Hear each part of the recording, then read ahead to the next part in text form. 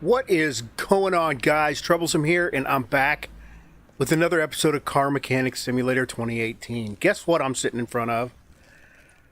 I found it.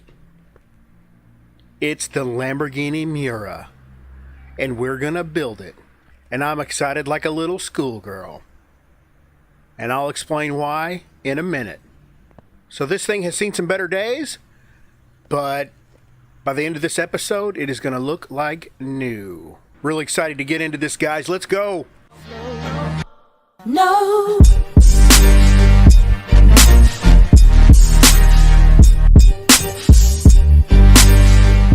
All right, guys, this is the 1966 through 1973 Lamborghini Miura. It is the little brother, or I guess predecessor, is that the right word? It's the one that came before that one over there, the Lamborghini Countach. This Miura, I found in a junkyard, and if you have ever watched my channel, you know that I've been looking for this son of a bee for a long time. Well, not a long time, but I've spent a lot of time looking for it. So you'll notice that it has an interesting engine, and it's funny because when I got it, one of them was really shiny and new, and one of these banks, I'll just call them banks, of cylinders was old and crusty and missing parts. This one was the shiny new one. This one was the old and crusty one. The modder that is responsible for this is GollyWog, and I can't say thank you enough. But what's going on here is this engine originally came... I'm sorry. Hey, this car originally came with a V12. It was a 3.9 liter, which is why this car was, the first one was called a P400. P is Italian, I think, for posterior, and I don't know how to pronounce it properly, but that represents that it's in the back, the booty. It's in the booty. Rear engine transversely mounted, which is left to right, which is different from the Countach, because the Countach is longitudinally mounted, as you can see. But anyway, I left the garage and came back, and this thing had kind of repaired itself, but it's still missing pieces, so I don't really know why. But here's why it's done like this. It's a V12. There is no V12 on this game, so what GollyWog did was use two inline sixes, and placed them in a V pattern to emulate the V12 of the car, which is freaking rad. Now, I'm betting there's rumor that there's a Zonda DLC coming out, and I'm betting that as soon as that Zonda DLC comes out, then that will all change, because he'll probably use a V12 from that DLC. Not speaking for the dude, I don't know. I'm just saying that might be what ends up happening. So, moving the car over to the lift. This car is one of my favorite cars in the world, and that's why I'm so excited about it. I'm also really excited because it took me so long to find it that I finally found it. So it's kind of like I won something, even though I didn't win anything. Man, it was elusive. It was so elusive and hard to find. Lamborghini released this car in 1966. This car actually was designed kind of after hours as an afterthought. There was a design team responsible for it that kind of wanted to make something with racing pedigree that could also be driven on the street. And they came up with this car chassis design with the rear-engined V12 transversely mounted, and had some interesting design cues. It really did. And then once they premiered it at the Geneva Auto Show, but they didn't have a body for it yet. So this is my understanding of how this went down. They didn't have a body for it. They hadn't designed the body because, you know, Lamborghini hired Baritone design to design this thing, and Marcello Gandini actually was the guy who's 22 freaking years old at the time, designed the body of this thing. So they came up with this chassis design and revealed it at the 66 Geneva Motor Show with no body at all on it. Nobody even knew what it was going to look like. And people were thrilled. And so, like, they started getting, like, desires for pre-orders from these, wealthy people that they wanted this car when it was available. So that green lighted the production of it. It originally was kind of like, well, if it's popular, we'll do it. If it's not, it's not. Well, it was popular, so it green lighted the production of it at that point and became a thing. So Lamborghini hired Bertone to design it. Gandini Marcello, I think I'm saying that right. I'm actually, you know what? I'm 99% positive I'm not. Anyway, that guy, the same guy that designed the Countach back there. Watch my Countach video because I say it again in that video. Anyway, he came up with this body design. They really hadn't thought about everything fitting together, and long story short, they made it, and they made a freaking masterpiece, in my opinion. One of the top 5 most beautiful vehicles in existence, again, in my opinion. I am a Lamborghini fan. Lamborghini came about because this Italian guy who built freaking tractors in Italy was having problems with the clutch on his Ferrari and didn't like how heavy it was, or didn't like the way it felt, or something. I can't remember what exactly the story is. And went to Enzo Ferrari, who was the founder of Ferrari, to make suggestions on how to improve this, and he was basically laughed away by Ferrari. And so he said, "F you, buddy, I'm gonna go make my own damn car." And Lamborghini Automobili was born. His name was Ferruccio Lamborghini.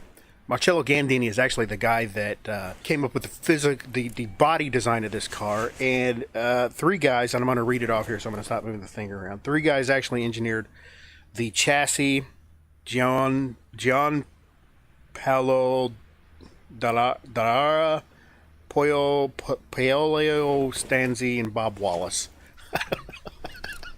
I have no idea how to pronounce them, but there's that one guy named Bob Wallace, and he was actually a race car driver.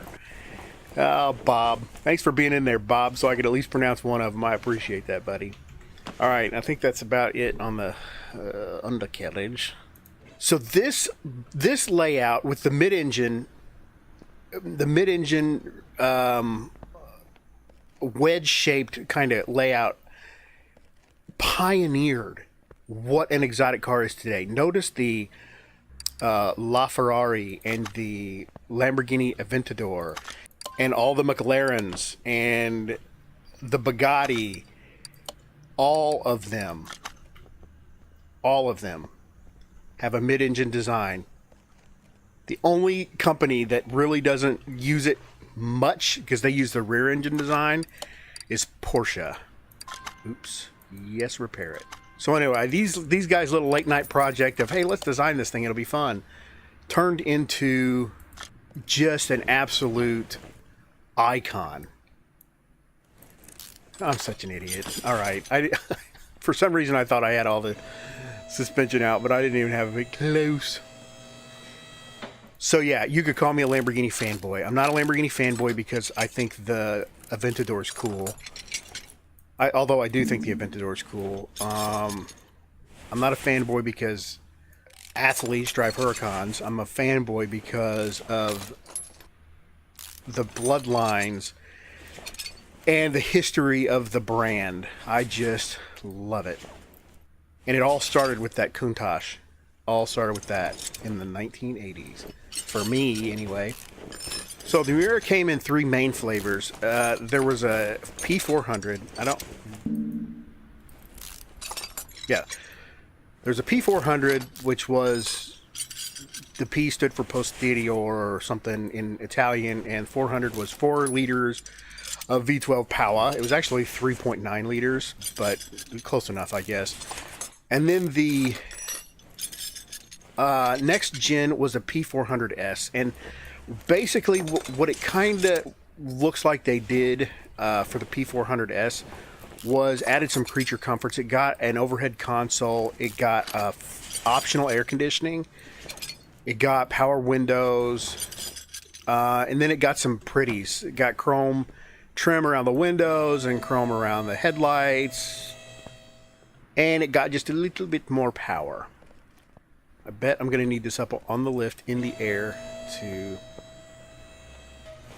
get that this out. No, I got to get that starter off, and I got to do it from the top.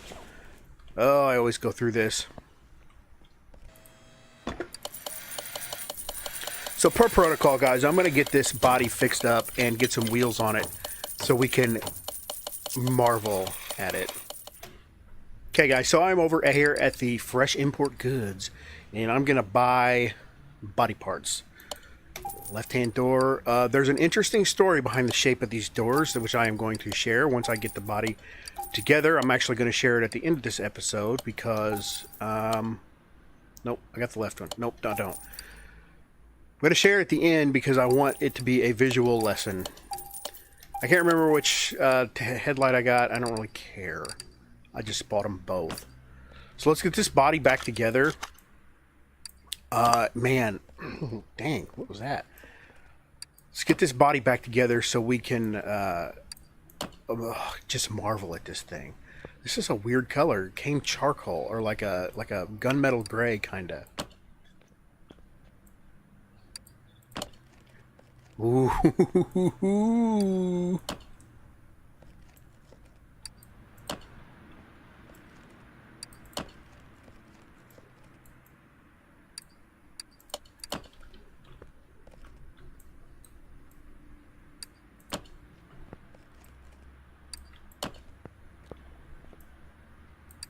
Okay, windshield, and we're going to do this front tag, another Indiana tag. I should definitely do this in a more special way, but I should put custom plates on this because it is such a special car to me. Or maybe I will later. So that's the body. That's the body. That is glorious.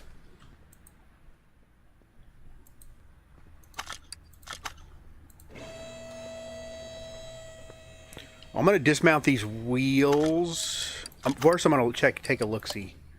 21, 36, 29, and 16. So supposedly, I can actually take these off and get them fixed.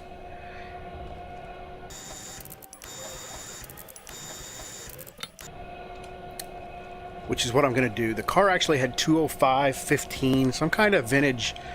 obviously vintage. It wasn't vintage at the time. It was newest and hottest. But they had 205/15s, and I don't know what the profile was. So I'm going to go with what GollyWog chose because I'm sure he got it pretty freaking close.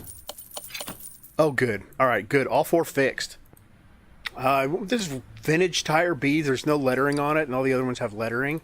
And it's a 205/65/15. Oops, I'm getting a little carried away with the width there. 205/65. So I was actually speaking about the different models of the Miura and stopped because I probably saw something shiny. I'm so shiny. Anybody watched Moana? Man, I got kids. If you haven't watched Moana, watch it. It's good stuff. Great soundtrack. So anyway, there's a Miura P400. There was the P400S. And then there was the P400 SV. Now the SV was probably the biggest physically different one, and the P400S, they actually did some chopping on in the trunk area to give it a little bit more space and gave it a little bit more horsepower, and like I told you before, the air conditioning and some creature comforts. But the SV, they widened the rear end and put a wider tire in the back. So and it's real obvious when you look at them. That's how it went down, because you can tell an SV. I can tell an SV from a mile away. Well, I don't know if in real life I would, but by pictures, it's real obvious that rear end is wider. The back tires look more aggressive. I think they look more aggressive. I'm going to say that. Better is totally objective, and I'm not going to comment on that. Definitely different. One huge design difference was the fact that they got rid of the little eyelashes on the front around the headlights. And I really couldn't find anything that referenced reason behind those eyelashes, or what they were thinking, or what Lamborghini was, what the intent was of the designers or anything like that. And I kind of wish I knew what they were thinking when they put those eyelashes on. I love them. I'm not complaining about it at all. I just think that it's interesting. It's a very interesting design cue to have those eyelashes on top and bottom of the headlights, because it makes it look a little bit feminine. And again, that's not a bad thing, but when you think of the original supercar, in my opinion, the original supercar, you think, well, you don't think eyelashes. How about that? You don't think eyelashes. I'm not really sure what's going on here with this suspension. It's got two of everything on it. It's got the coilover job here, and then it's got the standard spring with a very hard to get to coil cap and another shock absorber there. That's interesting. Now, I was messaging with GollyWog earlier just to, find out if there's anything interesting or anything he wanted me to mention while I was doing this video, and he did mention that the rear engine of the two of the i6s is actually the one where the performance comes from. The other one is just there for, it's like a dummy engine to make it look like it's got a V12 in it. So if you're going to do performance parts on this mod, if you guys get it, do the performance parts on this back engine, not this front one. This one's just here for looks. And I don't know if things have changed, but I watched Diesel do that twin mill back a while back on his channel, and he actually, this is such a weird suspension setup. Diesel actually tried to do performance parts on one of the engines, I think, and every time he'd attach them, they'd go away or something. I can't remember exactly what happened, but it was something peculiar. So, if you want to actually increase the performance of this, it's this rear bank engine. Now, he also told me that the horsepower numbers don't match, and he is really good at making horsepower numbers match from the factory. But what he did was adjusted the weight of the car so the horsepower to so the horsepower to weight ratio matched the original Miura, so it will feel like a Miura while driving. I thought that was pretty freaking ingenious. Looks like I'm gonna have to go buy me a cross member, and I keep clicking on it. Okay, so I got a few parts coming up dead here. Upper arm didn't repair proper. I'm out of brake discs in the front. The cross member shot. So I'm gonna have to go shopping here to get some motor scooter parts. Front air suspension shock. When did that get added? Never even seen that. Front cross member B. Let's get a few of them. Brake. Disc ventilated. Let's get about 20 of these because we go through them like mad loop.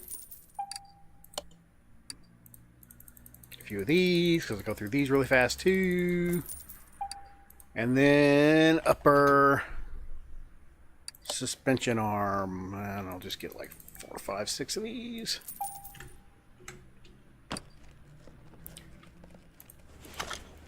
Okay, let's see where that takes us.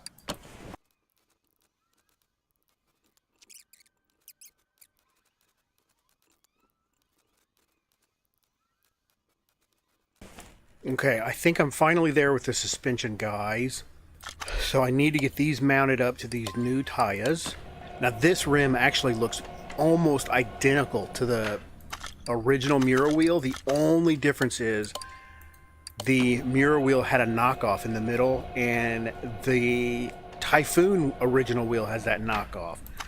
So I kind of wish there was some way to make a hybrid wheel so you could put that knockoff in the middle of this, and they would be just about dead nuts accurate to what the Miura wheel was. The difference is the Miura wasn't quite as angular here. These were all more smooth. Why am I sitting here mounting these and not balancing any at the same time?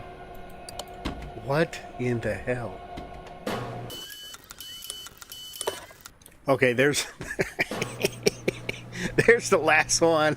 Oh my god, I wish I could go inside my head sometimes and just like watch as a third-party observer, just to see what it looks like.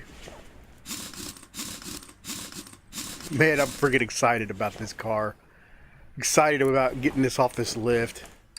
Now, the Miuras that I'm familiar with came in crazy bright colors. Like, they had this super bright orange, and they had this super bright green. They were just gloss. They were no pearl, no nothing fancy. Just glossy-ass colors. One other thing about the S... I'll go grab this last one. One other neat thing about the S that they changed was they actually added chrome trim around the headlights and around the windows, along with the power windows and all that stuff they added to them. But so there's a little bit more chrome on the S2. So that will help you in identifying Miuras. Oh my God. That is a beautiful piece of automotive history. Oh God, I just can't get enough of it. Okay. So, here we go.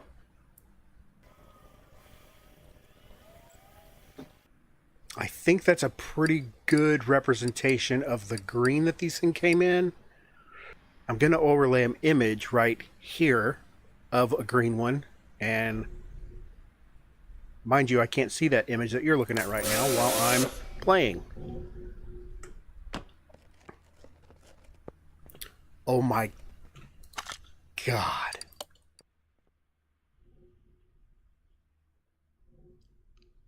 Holy crap, you guys. That is a thing of beauty, and I'm not even done yet. You can stop the video now if you want to. Oh God, so pretty.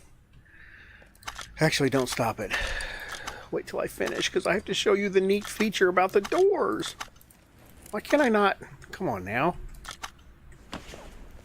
Where's that effing battery? There it is. There we go. Well, let me see if I can get that radiator while I'm here. While I'm up here. Hey-oh, I can. A couple of bad things about the Miura. Fun fact, they overheated a lot. Like a lot. Big overheating problem with the Miura. Also, the engine had a fuel rail and hoses that went to said fuel rail that ran over the top of the exhaust. And in time, those would shrink.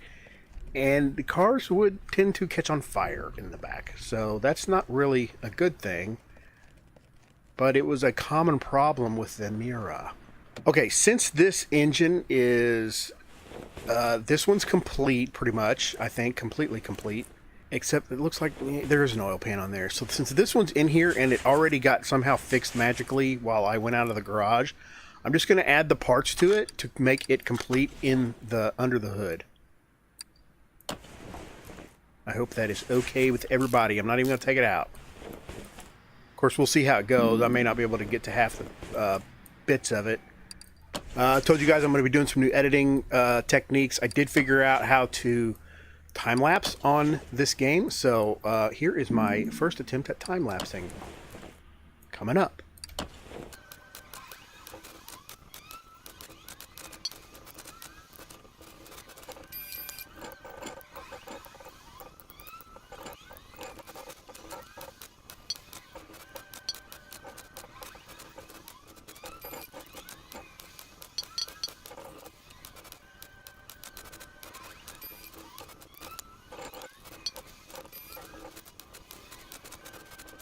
Ta-da!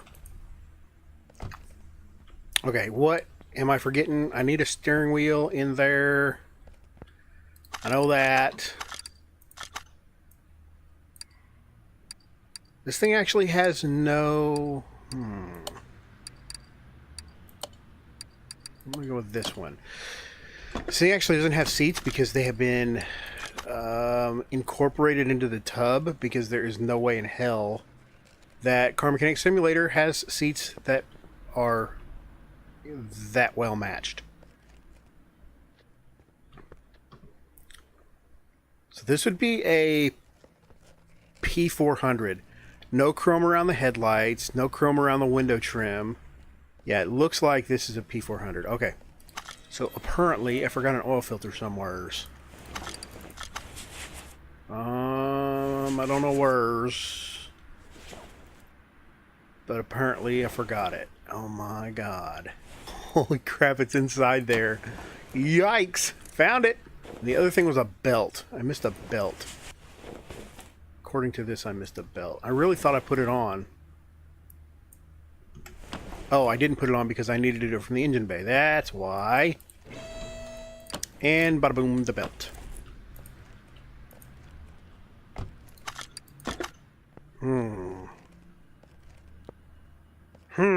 There's a front left fender that I am missing.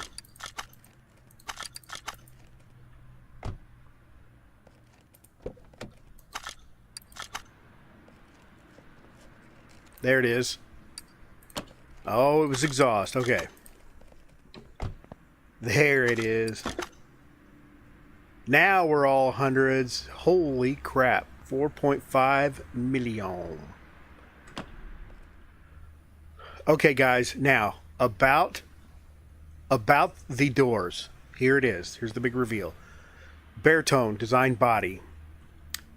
We know that Lamborghini is represented by a bull. The founder of Lamborghini had a thing for bulls.